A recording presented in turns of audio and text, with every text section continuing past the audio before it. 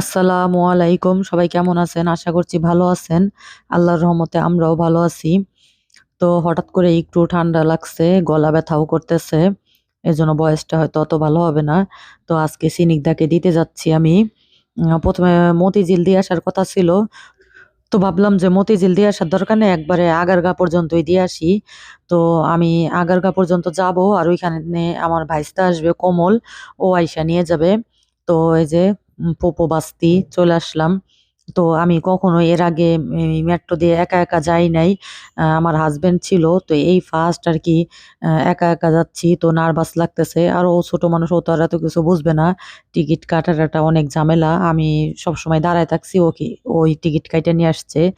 আর এই যে প্রথমে আইসেই দেখি এত বড় লম্বা সিরিয়াল, মানে কখন টিকিট কাটবো আর কখন যাবো এটা নিয়েই মানে টেনশন। আর রাস্তাঘাট আজকে অনেক জ্যাম ছিল। তো এই যে অবশেষে লাইনে দাঁড়ায় দুইজনের টিকিট কাইটে নিলাম। আর এখন আমরা ট্রেন পর্যন্ত যায়া পৌঁছাবো।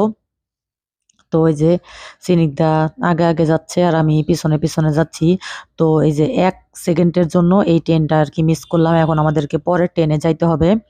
তো কি আর করার, ওয়েট করতে করতে এই যে আসলো, প্রায় ১০ মিনিট পরে ট্রেন আসলো। তো আমরা মহিলা বগিতে উঠছি, তো একদমই মানে ফাঁকা ছিল।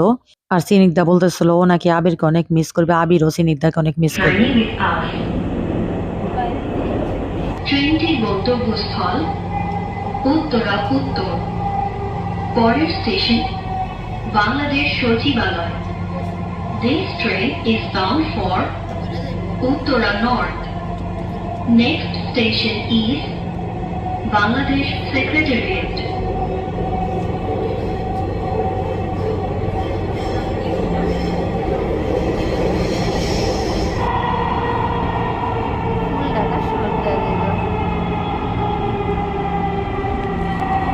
Modena, Bangladesh Secretariat. Doors will open on the left. Please mind the gap.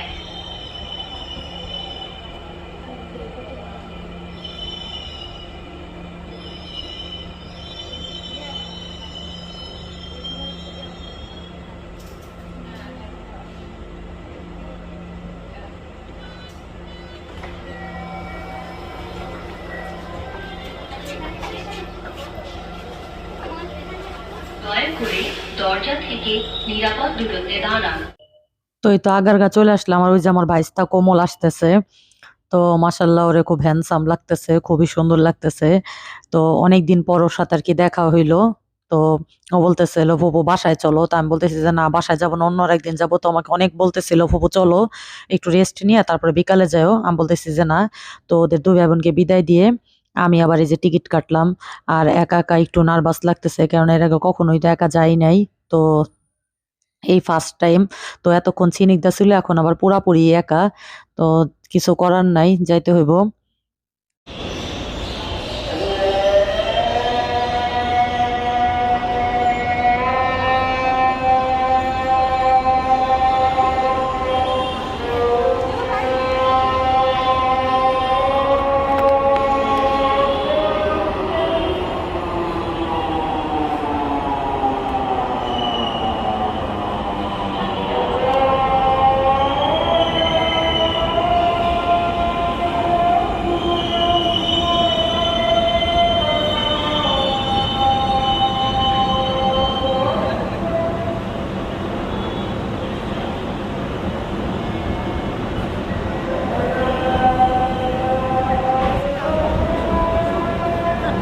তো এই যে অবশেষে আমার ট্রেন চলে আসলো।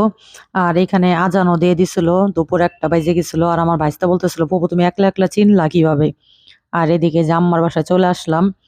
তো ভালোই লাগলো আজকে জার্নিটা। তো আমি আগের দিন বলছিলাম আম্মাকে যে আমি দেখা করে যাব। তো আসার সাথে সাথে আম্মাই যে আমাকে গ্লাস বইরা শরবত দিল, আগে থেকে বানায় ফ্রিজে রেখে দিছিল, যেহেতু আজকে একটু গরম পড়ছে। তো এর জন্য আম্মা আগে থেকে বানায় রাখছিল শরবতটা, আর খুবই টেস্ট ছিল শরবতটা।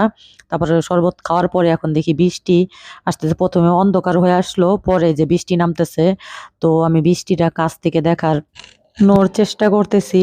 তো আজকে বাসায় যাইতে পারবো কিনা জানি না, তবে যত কষ্ট হোক আজকেই যাইতে হবে, তাহলে ঠান্ডা ঠান্ডায় যাইতে পারবো, নয়তো আবার কালকে রোদ উঠে যাবে।